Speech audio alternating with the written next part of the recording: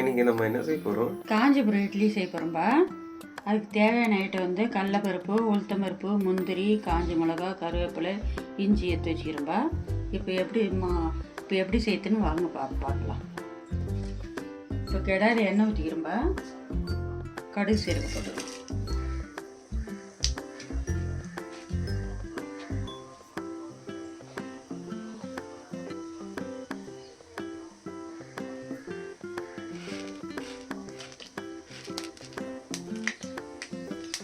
கடுகு சீரகம் பொரியுதுப்பா.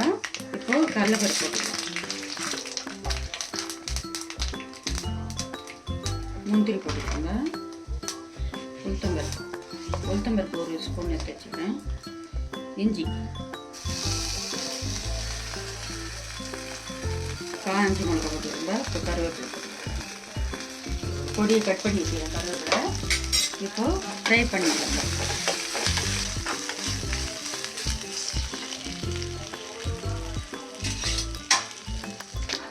இவர் பருப்புலாம் ஃப்ரை ஆயிடுச்சு. இப்போ மாவில் கொட்டிக்கலாம்பா. இப்போது மாவில் கொட்டிக்கலாம். இட்லி மாவில் நம்ம இட்லி மாவு வந்து குறைன்னு அரைச்சி வச்சுக்கிறோம்.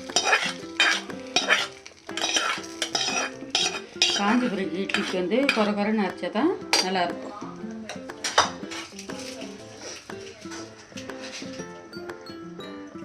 கல் உப்புப்பா ஒரு ஸ்பூனு.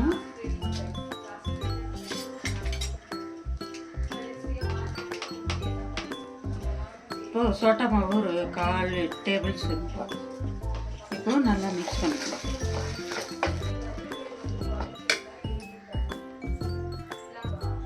இப்போ தண்ணி கொஞ்சம் சேர்த்துக்கலாமா, டிக்காக இருக்குது.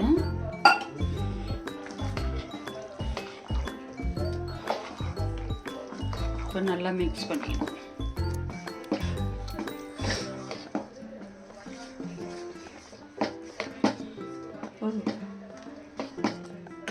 இப்போ மிக்ஸ் பண்ணிட்டோம்பா. இப்போது இட்லி பாத்திரம் வச்சுக்கிறோம்பா. அதில் தண்ணி ஊற்றி வச்சுக்கிறோம். இது ஆவரி வட்டம் சிம்மில் வச்சிடலாம். அதுக்குள்ளே இப்போது கிளாஸ் எடுத்து வச்சுக்கிறோம்பா. இப்போ நம்மக்கிட்ட மந்தார இலை இல்லை. இப்போது நம்மக்கிட்ட வந்து வாழை இலை எடுத்து வச்சுக்கிறோம்பா.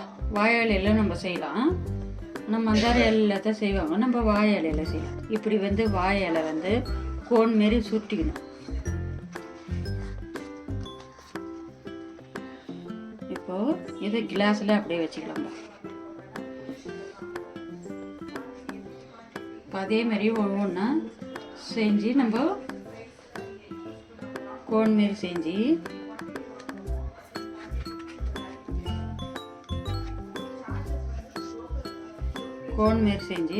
நம்ம கிளாஸ் உள்ள வச்சுக்கலாம்.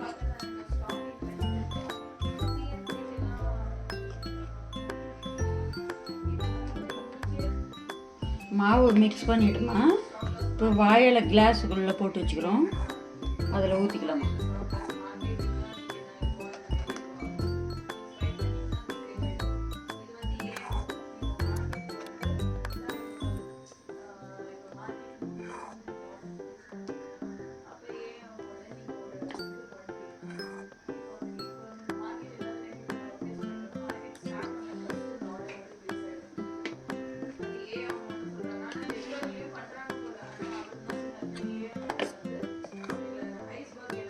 இன்னொரு கிளாஸ் ஊற்றிக்கலாம்.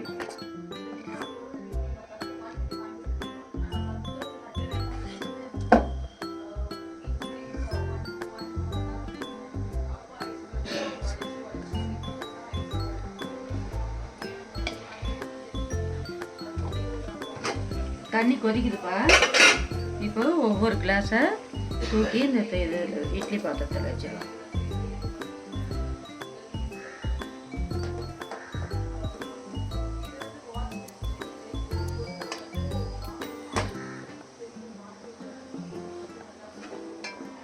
இப்போ மூடி போட்டு வச்சாச்சுப்பா. இப்போ மூடி போட்டு மூடி வச்சிடலாம்.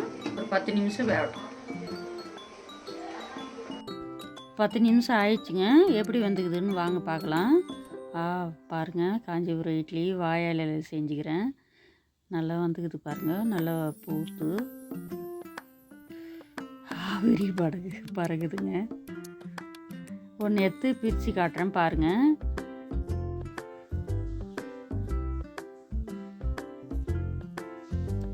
நல்லா வந்துக்குது பாருங்கள். நீங்களும் இந்தமாரி உங்கள் வீட்டில் செஞ்சு பாருங்கள். வாழை இலையில்